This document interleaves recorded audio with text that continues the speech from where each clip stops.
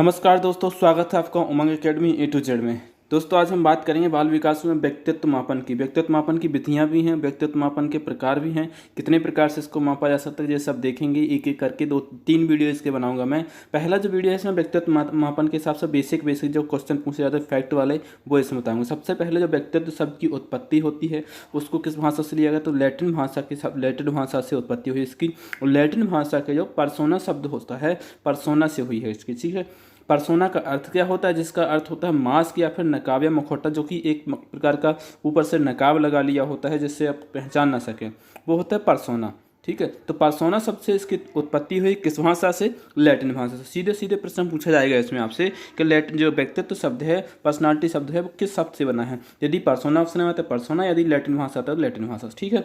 Next जो है वो है प्राचीन समय में व्यक्तित्व का मापन केवल बाह्य रूपरेखा मापन होता था।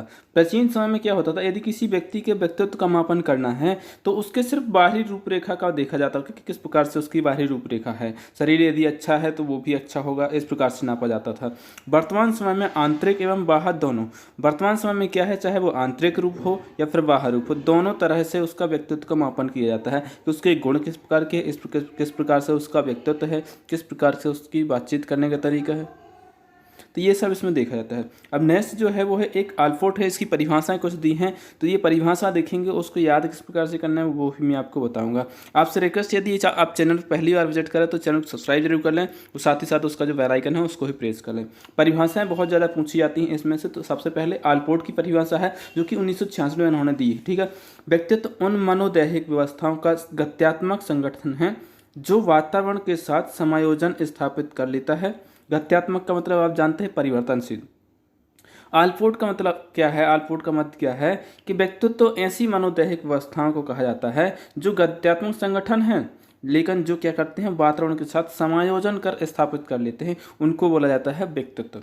वह होता व्यक्तित्व। यदि किसी व्यक्तित्व अच्छा है उस व्यक्ति का, तो वो किसी भी प्रकार के जो उसका जो वातावरण होगा उसके हिसाब से, गत्यात्मक संगठन के हिसाब से वो क्या कर लेगा, परिवर्तित हो जाएगा। यदि जैसे इस समय समस्या चल रही है, कोरोना की चल रही है, तो इस समय क्या है, यदि व्यक्ति के पास व्यक्तित्व अच्छा है तो वो कहीं पर भी जाएगा तो मास्क लगा करके जाएगा, दूसरों से दूरी बना करके रखेगा। यदि उसको कुछ समस्या है, सर्दी जुकाम है, तो वो दूसरों से थोड़ा सा दूर ही रहेगा। तो इसका मतलब क्या है, वो व्यक्तित्व अच्छा व्यक्तित्व वाला है क्योंकि वो दूसरों की भी सेफ्टी चाहता है। तो इस प्रकार से, ठीक है। अब आलपोर्ट को याद कैसे रखना, आलपोर्ट एयरपोर्ट, आलपोर्ट से आपको क्या करना है, एयरपोर्ट में क्या करते हैं लोग, वहाँ पर परिवर्तनशील होता है, वहाँ पर क्या होता है, व्यवस्थाएं बहुत ज़्यादा होती हैं। एयरपोर्ट में व्यवस्थाएं बहुत ज़्यादा ध्यान दी जाती हैं क्योंकि किसी प्रकार की गलती ना हो। वहाँ पर क्या है, इंटरनेशनल भी लोग आते हैं, बाहर विदेशों से लोग आते हैं, किस प्रकार के लोग आते हैं, क्या सामान लेकर के आते हैं, कुछ नशीले पदार्थ, सोना चांदी, इसकी कोई तस्करी तो नहीं कर रहा। तो वहाँ की व्यवस्थाएं होती हैं, वहाँ का जो संगठन होता है वो बहुत ज़्यादा मायने रखता है। कहाँ का, एयरपोर्ट का, ठीक है। तो आलपोर्ट इस प्रकार से याद रखिए। अब बोरिंग है, बोरिंग के अनुसार कैसी पर क्या परिभाषा है, वातावरण के साथ सामान्य एवं स्थायी समायोजन ही व्यक्तित्व है। सामान्य एवं स्थायी समायोजन ही व्यक्तित्व है। देखो अब क्या होता है, बोरिंग आप कब होते हैं, बोरिंग के अनुसार यदि आपको याद रखना है तो सबसे पहले आपको बोरिंग का मतलब होता है ऊब जाना किसी चीज़ से, ठीक है। अब कोई चीज़ सामान्य सी होगी वो स्थायी, आप उसी जैसे देखते हैं इस समय यदि आप घर में रह रहे हो तो बहुत सामान्य सी चीज़ें जैसे दाल चावल सब्जी रोटी खाते रहो, वो घर में रह जाओ, ठीक है। तो क्या होता है, बोरिंग होने लगती है। तो इसके लिए आपको चाहिए कुछ ना कुछ, इंटरनेट चाहिए, आपको टेलीविजन चाहिए, कुछ लोग बातचीत करने के लिए चाहिए। यदि नज़दीक नहीं है तो ऑनलाइन ही सही, लेकिन क्या है, कुछ ना कुछ चाहिए। तो जहाँ पर सामान्य स्थायी चीज होगी तो आप वहां पर आप क्या करोगे, बोर होने लगोगे। मतलब किसने दी है ये परिभाषा, बोरे ने दी है। वुडवर्थ के अनुसार परिभाषा क्या है, व्यक्तित्व व्यक्ति की संपूर्ण गुणात्मकता है। संपूर्ण गुणात्मकता है जी, आपको याद रखना। देखो जितनी भी वुडवर्थ की परिभाषा होगी, चाहे वो व्यक्तित्व को, बुद्धि को हो या फिर किसी प्रकार के और जितने भी सारे नियम सिद्धांत जो होते हैं बाल विकास में किसी में से, तो उसकी सबकी बोर्ड मतलब होता है लकड़ी, ठीक है। बर्थ मतलब होता है उससे बनी हुई लकड़ी। उसमें संपूर्ण गुणात्मकता, यदि किसी भी चेयर को आप देखें यदि बनाना है तो उसकी जितने भी गुण होंगे, उसकी चिकनाई कैसी है, उसकी बनावट कैसी है, उसका स्थायित्व कैसा हो, वो लकड़ी जो है उसमें कीड़े लगते हैं या नहीं लगते, उसकी क्वालिटी क्या है, जो संपूर्ण चीज़ उसमें देखी जाती है। तो इस प्रकार से आपको इसमें थोड़ा सा कॉन्सेप्ट बना कर रखना आपको कि लकड़ी जो होती है उसमें सब कुछ देखना पड़ता है आपको, ठीक है, कि कितनी किफ़ायती है। तो इस प्रकार से आप उसको याद रख सकते हैं। नेक्स्ट है वैलेंटाइन के अनुसार परिभाषा। वैलेंटाइन के अनुसार क्या परिभाषा है? वैलेंटाइन का मानना है कि व्यक्तित्व जन्मजात व अर्जित प्रवृत्तियों का योग है। जन्मजात और अर्जित दोनों प्रकार का है, ठीक है। तो जन्मजात मतलब होता है वंशानुक्रम, और अर्जित का मतलब होता है जो आप वातावरण से ग्रहण करते हैं, ठीक है। तो इसको कैसे याद रखना? देखो, वैलेंटाइन जब मनाते हैं तो वो ऐसा तो है नहीं कि पहले से मनाया जाता था। तो कुछ लोग जो अभी पैदा हो रहे हैं तो उनके जन्म से ही है कि हाँ, उनके माता पिता भी मनाते थे वैलेंटाइन, तो वो भी मनाने लगे, मतलब जन्म जाता है, ठीक है। वो कुछ लोग ऐसे हैं कि देख करके, सामने वाले को देख करके, मतलब वातावरण से अर्जित करते कि एक व्यक्ति है, दूसरा सामने वाला व्यक्ति है, पड़ोसी है, वो वैलेंटाइन डे के दिन अपनी प्रेमिका को घुमाने लेके जाता है, अपनी बीवी को घुमाने लेके जाता है, तो वो भी ले जाने लगता है। तो वंशानुक्रम और जन्मजात दोनों की जो प्रवृत्ति है उनका योग है कौन सा? व्यक्तित्व, ठीक है। इस प्रकार से इसको याद रखिए। कैटल के अनुसार परिभाषा व्यक्तित्व वह है जिसके द्वारा हम यह भविष्यवाणी कर सकते हैं कि कोई व्यक्ति किस परिस्थिति में क्या करेगा। देखो, कैटल जो है, कैटल से आपको मेंटल याद रखना है। एक इनको ये पुस्तक है वो भी मैंने बताई थी, मेंटल टेस्ट, ठीक है, बुद्धि परीक्षण में। तो कैटल के अनुसार क्या है? हम यह भविष्यवाणी कर सकते हैं कि कोई व्यक्ति किस परिस्थिति में क्या कार्य करेगा। तो दोस्तों, कैटल क्या है? कई बार आपने देखा कैटल मेंटल जो व्यक्ति होते हैं ना, वो अलग अलग परिस्थिति में अलग अलग हरकतें करते हैं। कई बार वो क्या कर देते हैं, कुछ अच्छा भी कर जाते हैं, कुछ गलत भी कर जाते हैं। तो वो क्या है, परिस्थिति के अनुसार उनकी जो कैटल है वो डिपेंड करता है, उनकी जो मेंटल स्थिति है वो डिपेंड करती है कि किस प्रकार से वो व्यवहार करें। तो यही होता है व्यक्तित्व का, उसका व्यवहार कैसे रहेगा। मन के अनुसार परिभाषा बहुत ज़्यादा पूछी जाती है। सबसे अच्छा जो है, इस पर स्टार मार्क कर लीजिए आप, जब कॉपी में नोट करेंगे तो इसमें स्टार मार्क जरूर कर लीजिए कि इसके अनुसार ही ये सबसे ज़्यादा परिभाषा पूछी गई है। व्यक्तित्व एक व्यक्ति के व्यवहार के तरीकों, दृष्टिकोणों, क्षमताओं, योग्यताओं तथा अभिरुचियों का विशिष्टतम संगठन है। क्या है? व्यवहार जो होता है, तरीके होते हैं, दृष्टिकोण होते हैं, क्षमताएं होती हैं, योग्यताएं होती हैं, साथ ही साथ अभिरुचियां जो होती हैं, इनका विशिष्टतम संगठन क्या है? व्यक्तित्व है। तो देखो, मन जो होता है, मन से आपको याद रखना मस्तिष्क। मस्तिष्क जो होता है, मस्तिष्क ही व्यवहार करवाता है, मस्तिष्क ही बहुत सारे तरीके निकलवाता है। दृष्टिकोण जो सोचता है मस्तिष्क होता है, और कितनी कितनी प्रकार की क्षमताएं हैं आपके पास, वो आपका मस्तिष्क ही डिपेंड करता है कि जैसे आपके मस्तिष्क का विकास होता है वैसी वैसी आपकी क्या होंगी, क्षमताएं होंगी। तो उसी प्रकार से कितनी योग्यताएं होंगी, वो आपका मस्तिष्क यदि अच्छे डेवलपमेंट रहे तो आपकी जो योग्यताएं होंगी वो भी अच्छी होंगी। आपका मन क्या करता है, क्या करने का रुचि करता है, उसी के हिसाब से, मन के हिसाब से क्या होती है, रुचि होती है, उसी से होता है अभिरुचि। तो ये तो हो गई इसकी परिभाषा जो कि बहुत ज़रूरी थी। अब अपन बात करेंगे इसका वर्गीकरण किस प्रकार से किया गया। अब बात करें वर्गीकरण की, तो वर्गीकरण जो है व्यक्तित्व का वर्गीकरण, आपको इसमें कुल मिलाकर के 7 प्रश्न भी होंगे जो कि इसी टॉपिक से रिलेटेड होंगे, जो कि बार बार पूछे जाते हैं। वो प्रश्न भी आपको अभ्यास प्रश्न में लगाना है, और 7 में से कितने प्रश्न आपके सही होते हैं वो भी कमेंट बॉक्स से कमेंट करके जरूर बताइएगा। और वीडियो अच्छा लगता है तो लाइक जरूर कर दें, अपने दोस्तों के शेयर करते हैं। यहाँ पर बात करेंगे व्यक्तित्व का वर्गीकरण। देखो, वर्गीकरण के लिए अलग से टॉपिक भी मिलेगा, लेकिन जो बेसिक वर्गीकरण है जो यहाँ पर युंग के अनुसार और जो भारतीय दर्शन के अनुसार और जो आधुनिक दर्शन के अनुसार है, इसके आधार पर इसका वर्गीकरण यहाँ पर देख लेते हैं आज। और इसके आगे जो बात करेंगे अलग अलग वैज्ञानिकों, मनोवैज्ञानिकों के आधार पर जो वर्गीकरण है, टैट है, सोडॉल है, इस बहुत सारे प्रकार का है, तो 2-3 वीडियो होगा, ठीक है। तो यहाँ पर आधुनिक दृष्टिकोण से वर्गीकरण का यदि पूछा जाए तो 3 प्रकार से, कितने, तीन प्रकार बताया गया आधुनिक दृष्टिकोण से। एक तो भावुक व्यक्तित्व होता है, एक कर्मशील होता है, एक विचारशील होता है। कुछ व्यक्ति ऐसे होते हैं, भावुक स्वभाव वाले होते हैं, जो बहुत जल्दी भावनाओं में बह जाते हैं और अपनी बात कहने लगते हैं। कुछ ऐसे होते हैं जो कर्मशील, मतलब वो अपना काम समझते हैं, जिम्मेदारी समझते हैं और उसके आधार पर ही निर्णय लेते हैं। कुछ विचारशील होते हैं, कोई सा भी कार्य करने से पहले वो भली भांति विचार कर लेते हैं क्या यह कार्य करना मुझे जरूरी है या नहीं है। तो इस प्रकार से इसको देख, आधुनिक दृष्टिकोण में यही होता है, कुछ भावुक होते हैं, कुछ कर्मशील होते हैं और कुछ विचारशील होते हैं। इस प्रकार का व्यक्तित्व होता है। आगे है भारतीय दर्शन के आधार पर। भारतीय दर्शन के आधार पर भी व्यक्तित्व जो है 3 प्रकार से, सीधे सीधे इनका प्रकार पूछा जाता है, कितने प्रकार से दृष्टिकोण है। आधुनिक दृष्टिकोण के आधार पर कितने वर्गों में विभाजित किया, तो 3 वर्गों में। भारतीय दर्शन के आधार पर तो तीन में है, ठीक है। तो भारतीय दर्शन के अनुसार 3 है, एक तो सत्वगुणी है, एक रजोगुणी है, एक तमोगुणी है। सत्वगुणी क्या होते हैं? उच्च आदर्श, नैतिक मूल्यों व आध्यात्मिक प्रवृत्तियों से युक्त होते हैं। जो व्यक्ति उच्च आदर्श वाले होते हैं, नैतिक मूल्यों से युक्त होते हैं, आध्यात्मिक प्रवृत्तियों से युक्त होते हैं, वो होते हैं सत्वगुणी वाले। आपने देखा हो कई बार जो महात्मा होते हैं, ऋषि मुनि होते हैं, वो इसी गुण के ज़्यादातर होते हैं। राजोगुण होते चंचल स्वभाव के होते, अच्छे स्वभाव और बुरे स्वभाव दोनों प्रकार के हो सकते हैं। राजोगुण जो होता है चंचल स्वभाव के होते हैं, लेकिन चंचल में कुछ अच्छे भी होते हैं और कुछ बुरे भी। कुछ मजाक करते हैं, कुछ आपको हंसाने के लिए मजाक करते हैं, कुछ आपको रुलाने के लिए मजाक कर देते हैं कि आपका बुरा हो जाए।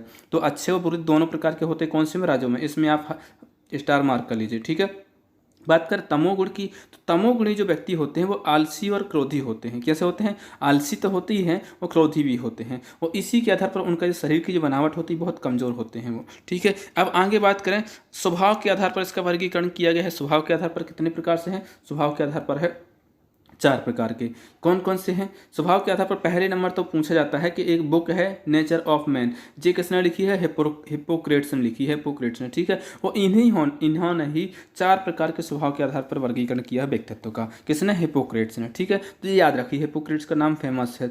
ग्रीक जो क्या है, ग्रीक चिकित्सक यहाँ पर का लिखा हुआ है, ठीक है, यहाँ पर अच्छे से बना लीजिएगा। ग्रीक चिकित्सा शास्त्री ने 4 भागों में विभाजित किया है। जो हिप्पोक्रेट्स हैं कहाँ के चिकित्सा शास्त्री हैं? ग्रीक चिकित्सा शास्त्री हैं। एक रक्त पित्त होता है, एक पीले पित्त, एक काले पित्त और एक कफ पित्त। चारों के आधार पर कुछ ना कुछ प्रश्न मिल जाते हैं आपको। खुशमिजाज वाले जो व्यक्तित्व वाले हो, खुशमिजाज, आशावादी और संवेग स्थिर वाले जो व्यक्तित्व होते हैं वो होते हैं रक्त पित्त के आधार पर। जो व्यक्ति रक्त पित्त प्रवृत्ति का होगा उसका जो खुशमिजाज स्वभाव होगा, आशावादी होगा, वो मतलब में भविष्य में आशा करेगा, ऐसा नहीं कोई परेशानी आ गई तो वो ज़िंदगी समाप्त कर दे, नहीं, वो आशा रखता है हर एक चीज़ में हमेशा, ठीक है। और संवेग जो होते हैं, उसके जो संवेग होते हैं वो स्थिर होते हैं। इसके बाद में पीले पित्त वाले जो व्यक्तित्व वाले जो व्यक्ति होते हैं वो शारीरिक रूप से कमज़ोर होते हैं। संवेग मजबूत होते हैं, क्रोधी होते हैं एवं गुस्सा एवं स्वभावी होते हैं। गुस्सा क्या होता है? स्थायी और स्वभावी होता है।